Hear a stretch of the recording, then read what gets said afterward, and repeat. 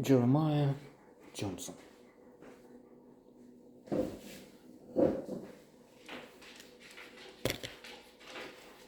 It will be very interesting to read studies that will be made, should be made, perhaps have been made, on how critics so evaluated films 50 years ago, 60 and so on. That is right after they have been released, which is the norm. I mean, very few people do this. What we do, we look at often older films and see what we think about.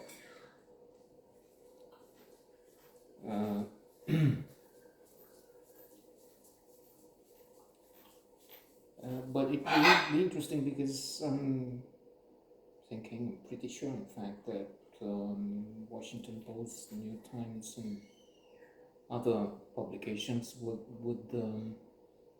have a different take on, for instance, Jeremiah Johnson, classic westerns and so on, because standards have changed. So if this was a claim 75 out of 100 in Variety, 70 with Termina with a New York Times, a very good average score. Now it will not be released. And if it were, reviews would be much less enthusiastic, not to say the opposite. So there's this contradiction, there's this controversy between good acting, good director, an accomplished film, wonderful scenery, but then a material which has changed. I mean, our view of it has changed.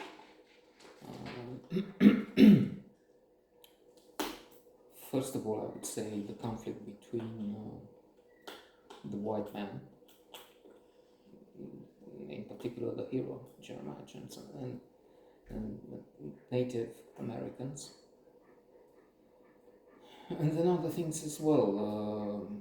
A scene came to mind wherein he puts traps for the bears. Bears are killed in massive numbers, indeed, even then. And we're talking about something that happens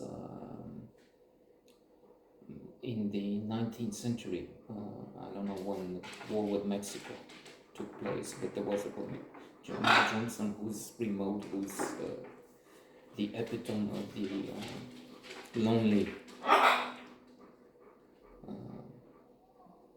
explorer. He's up in the mountains and away from the world, and when he meets some people, how did the war with Mexico go? How is the war with Mexico? It's over. And amusing. I don't think there is any more about that. I mean, who won? Did he? Anyway, moving on. So even then, one of the characters in the film says, no more bears. He's hunting for grizzly bears. They're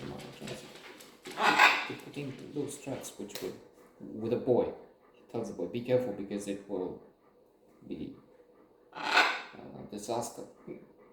What's that effect?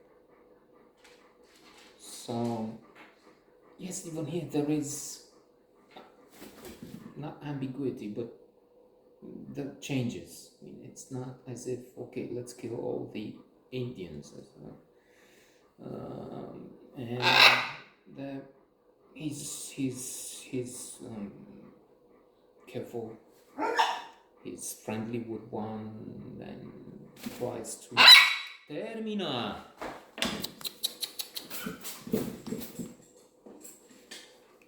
Grizzly bear.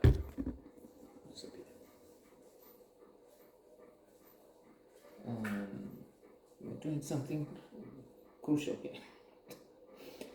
So, no, but they're supposed to be smart, and they don't have to do tricks. They're not circus animals. But don't kill me. That's the only thing. And I will have a heart attack. Like that. So,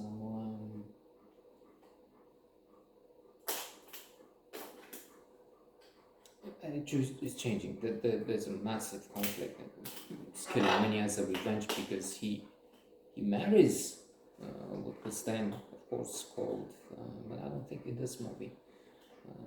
Haven't heard it. It's true. I missed somehow. They have ads. It was on one of those channels which have the film, but then you also have half the time with ads, so you don't know exactly when to come back. Squaw. So he marries a Native American. There's a tradition there. Anyway, but as he's absent, when he comes back, she's killed, and the boy who also had his family, except his mother, killed. I mean, the father was just the father. I'm sorry. So he was more or less adopted, while putting cruel traps to the animals. For the animals, for the bears, in fact, in particular. So he finds them dead, and he's furious, and he takes it on those that allegedly had killed the family. It's not as if we have a trial, but then all tracks and nobody else around there, that these were the ones. 99% chances. So there is this issue. Now, I was thinking about Robert Redford and what I've read about him in Adventures in the Screen Trade, but let's forget about that.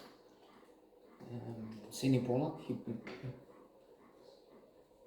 brilliant director. They worked on at least 2 other films that I know of, The Way We Were, and of course the classic Out of Africa, which was nominated for 10, a big number of Oscars, and took quite a few, including, if I'm not mistaken, for Best Motion Picture, the Oscar for Best Motion Picture.